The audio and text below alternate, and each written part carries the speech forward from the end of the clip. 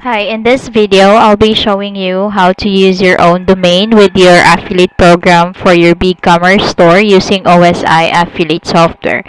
If you want to use your own domain name instead of the standard OSI affiliate hosted account, which is your company name, .ositracker.com, you can do that by simply following the steps.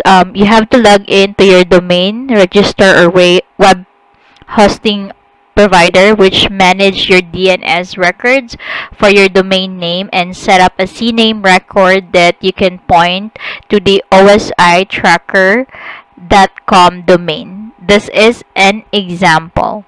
Now, from your admin account, you have to go to Setup Software, use My Domain.